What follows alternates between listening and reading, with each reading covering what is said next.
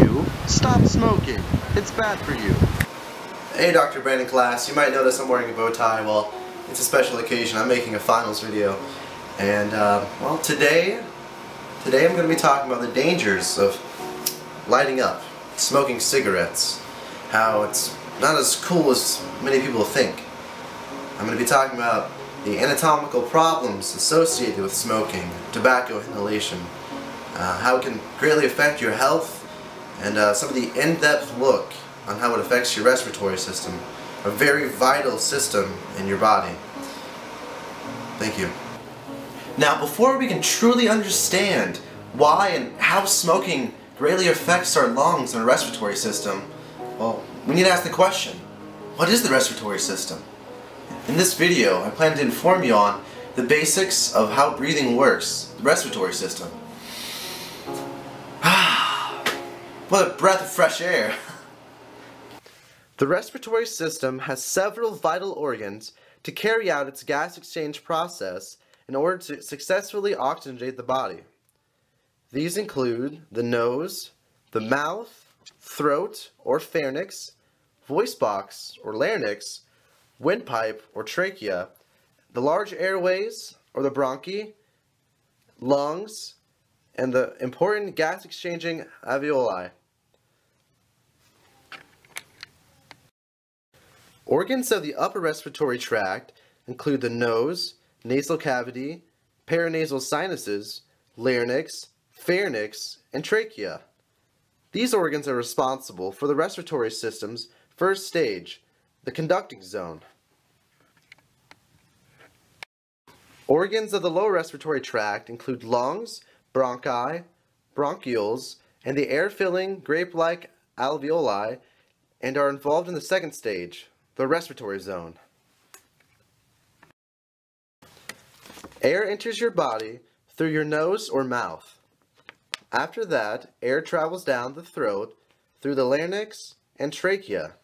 Air then goes into the lungs through tubes called main stem bronchi.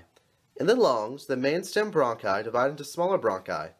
The smaller bronchi divide into even smaller bronchi, bronchioles.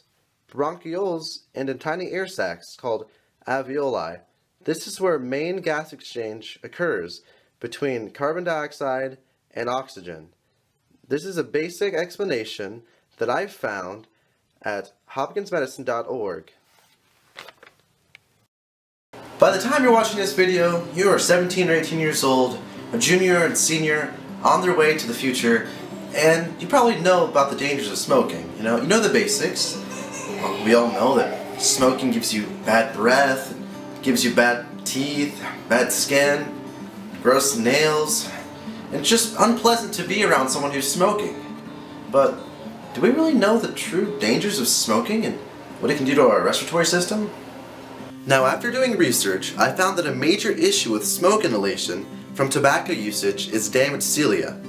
According to a tobacco prevention and smoking harm website called quit.org, cilia are the tiny hair-like structures that line the airway and clean out dust and dirt, and smoking causes paralysis of these cilia, and in turn, mucus and toxic substances accumulate, resulting in congestion of the lungs. This extra mucus means smokers are more likely to suffer from chronic bronchitis and what is known as smoker's cough. The smoker needs to cough in order to transfer mucus through the respiratory tract because their cilia that were previously successful and advantageous at moving mucus, dust, and waste particles have become damaged and destroyed from smoking cigarettes. Another problem associated with smoking is extensive lung damage and diseases. According to NHS Smokefree.uk, smoking causes 84% of lung cancer deaths and 83% of fatalities from chronic obstructive pulmonary disease, COPD. Smoking causes the restriction of not only airways like the bronchi, but also tightening of blood vessels, which leads to higher blood pressure and a higher heart rate. Overall, a smoker's breathing will be much more difficult than a non-smoker, making ordinary tasks much more difficult.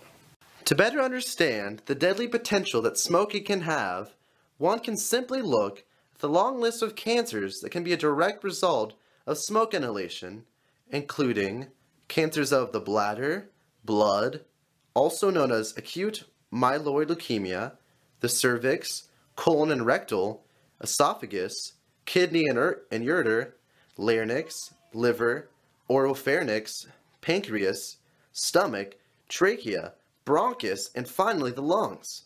Now that's a lot of cancer. So now you know the risks, diseases, and disorders that can affect your respiratory system in the event of smoke inhalation. I hope that you keep these facts and statistics in mind the next time you or someone you know considers smoking. Thank you.